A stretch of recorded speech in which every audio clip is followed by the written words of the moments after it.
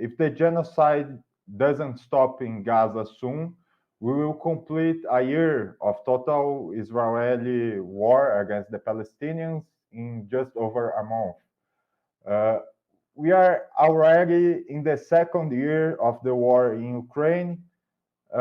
Why is the promise of a relatively peaceful world after the fall of the USSR not coming true? What forces are driving these wars? Well, for that, we need to go back actually to the last days of the USSR.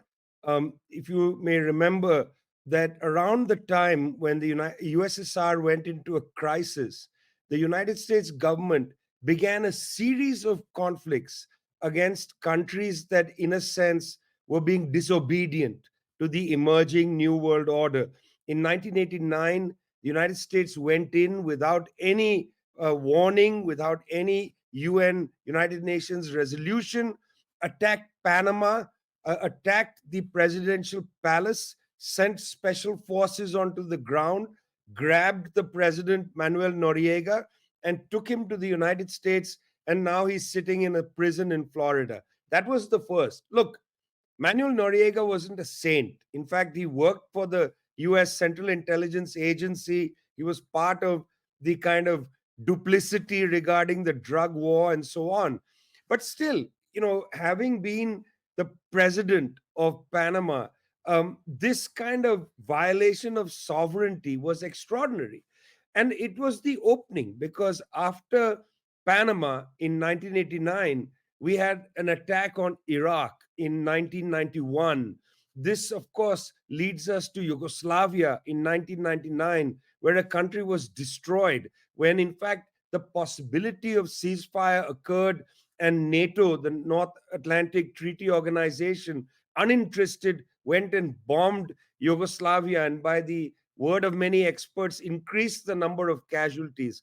From there, we go to the war in Afghanistan, started 2001, Iraq, the illegal war, 2003, the hybrid war against Iran starts in 2005, the sanctions against Venezuela, 2006, and then they keep deepening.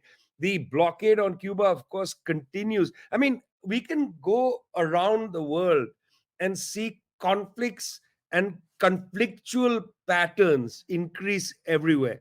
So there was really no peace moment after the collapse of the Soviet Union. However, even after the collapse of the Soviet Union, especially after the collapse of the Soviet Union, the United States felt that it was now in charge. The old Latin phrase, primus inter pares, first among equals, that it was in charge and it was going to impose its vision of globalization on the world.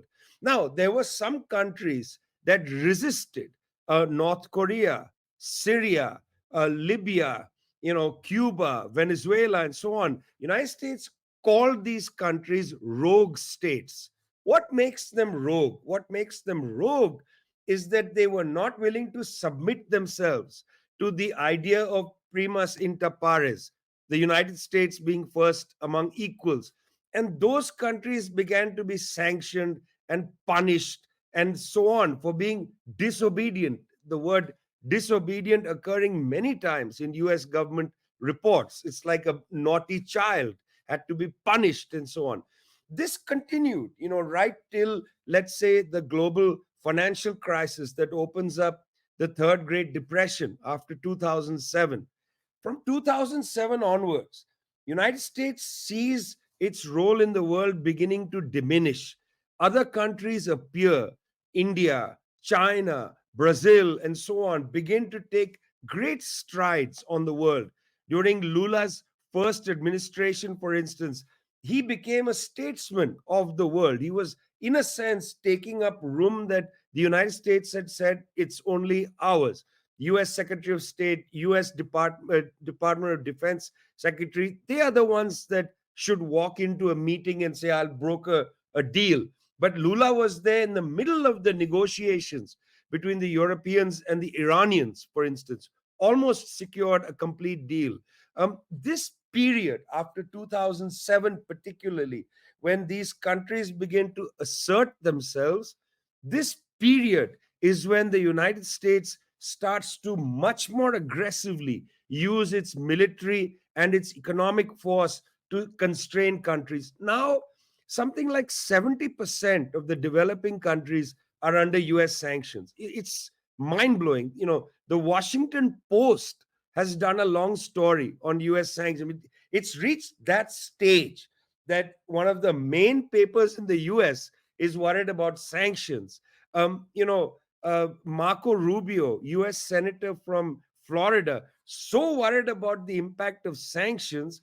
In other words, he was saying that sanctions are producing de-dollarization, and de-dollarization means the United States cannot control countries. He said that openly. It's not a coded message. You don't need WikiLeaks to leak things. They are saying these things now.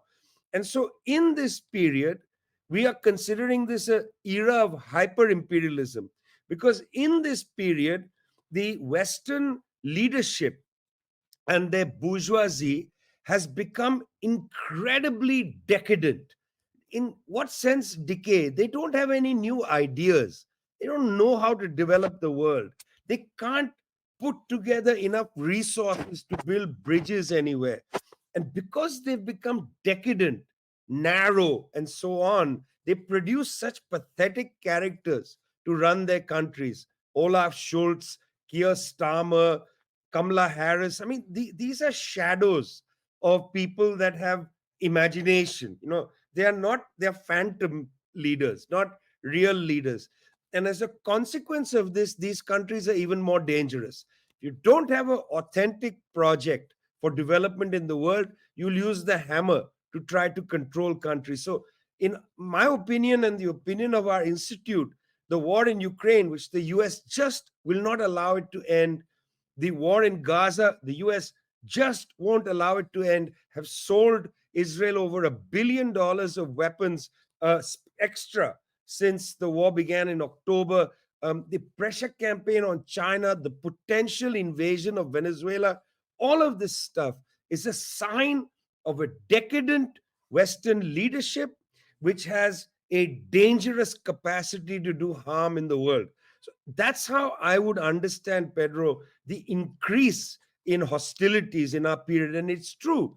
It looks like there are many more wars going on. I think that is actually a fact of our time.